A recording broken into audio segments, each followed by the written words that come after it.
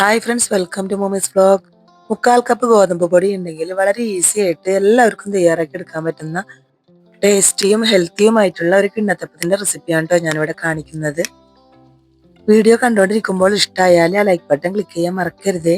അതിനായിട്ട് ആദ്യം തന്നെ 1/2 കപ്പ് ശർക്കരയുടെ പൊടിയാണ് ഞാൻ എടുത്തിട്ടുള്ളത്.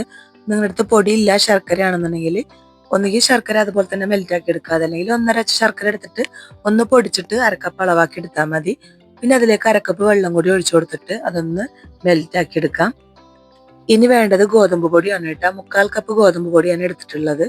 250 ml കപ്പിൽ 3/4 കപ്പാണ് എടുത്തിട്ടുള്ളത്. അപ്പോഴേക്കും നമ്മുടെ ശർക്കരപ്പാനി ഇവിടെ തയ്യാറായിട്ടുണ്ടായിരുന്നു. അപ്പൊ കുറച്ച് ചൂട് പോയിട്ടുണ്ട്.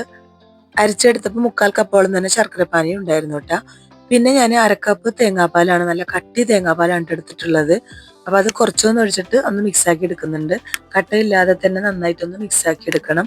തേങ്ങാപ്പാല് മുഴുവനായിട്ട് ഒഴിക്കരുത്, കുറച്ച് ഒഴിച്ചിട്ട് മിക്സ് ആക്കി എടുത്താൽ മതി കേട്ടോ. അപ്പോൾ നന്നായിട്ട് തന്നെ മിക്സ് ആക്കി എടുത്തതിന് ശേഷം ബാക്കിയുള്ള തേങ്ങാപ്പാലും കൂടി ഒഴിച്ചു കൊടുത്തിട്ടുണ്ട്.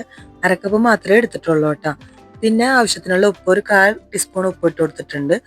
1/2 ടീസ്പൂണ് ചെറിയ ജീരകമാണ് കേട്ടോ. അപ്പൊ ചെറിയ ജീരകത്തിന്റെ ഫ്ലേവർ നിങ്ങൾക്ക് ഇഷ്ടമില്ലെങ്കിൽ 1/4 ടീസ്പൂൺ ഏലക്കാപ്പൊടി ചേർത്താലും മതി കേട്ടോ. ഞാൻ ഇതിൽ ഏലക്കാപ്പൊടി ചേർക്കുന്നില്ല.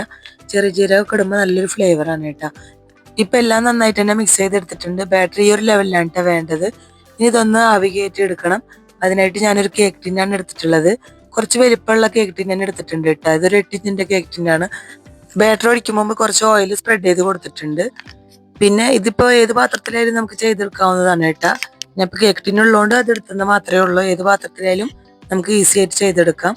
കുറേശ്ശെ അത് ഒഴിച്ചു കൊടുത്തിട്ടുണ്ട്. ഇനി ഇഡ്ലിച്ചെമ്പിൽ വെള്ളം വെച്ചിട്ടുണ്ടായിരുന്നു. അത് തിളച്ച് വന്നപ്പോൾ അതൊന്ന് ഇറക്കി വെച്ച് കൊടുക്കുന്നുണ്ട്. എന്നിട്ട് അത് മൂടി വെക്കാം, അല്ലെങ്കിൽ ആവി വെള്ളമൊക്കെ അതിൽ വീഴും. വാഴയിടലുണ്ടെങ്കിൽ അത് വെച്ച് കൊടുത്താലും മതി.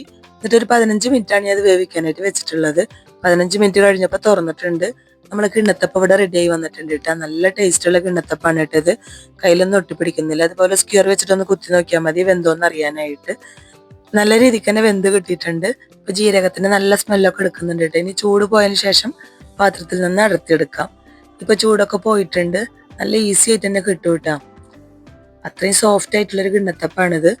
അപ്പൊ ഇതുപോലെ എല്ലാവരും ചെയ്ത് നോക്കണേ. വളരെ എളുപ്പമാണ് ഇത് ചെയ്തെടുക്കാനായിട്ട്. കണ്ടപ്പോൾ നിങ്ങൾക്ക് മനസ്സിലായിണ്ടാവും. വളരെ ഈസി ആയിട്ട് ചെയ്തെടുക്കാവുന്ന ഒരു കിണ്ണത്തപ്പത്തിന്റെ റെസിപ്പിയാണ് ഇട്ടത്. അതും ഗോതമ്പ് പൊടി വെച്ചിട്ടാണ്. ഹെൽത്തി ആയിട്ടുള്ള ഒരു കിണ്ണത്തപ്പാണ്. ഇതൊന്ന് കട്ട് ചെയ്തും കൂടി കാണിക്കാം. ഇതിപ്പോ കട്ട് ചെയ്തെടുക്കുമ്പോൾ തന്നെ നിങ്ങൾക്ക് മനസ്സിലാവും അത്രയും സോഫ്റ്റ് ആണ് ഈ ഒരു കിണ്ണത്തപ്പം. കണ്ടില്ലേ, നല്ല സോഫ്റ്റ് ആയിട്ടുള്ള കിണ്ണത്തപ്പാണ് കേട്ടോ. ഇതിപ്പോ ബ്രേക്ക്ഫാസ്റ്റ് ആയിട്ടോ 4 മണി പലഹാരമായിട്ടോ ഒക്കെ നമുക്ക് കഴിക്കാവുന്നതാണ് കേട്ടോ.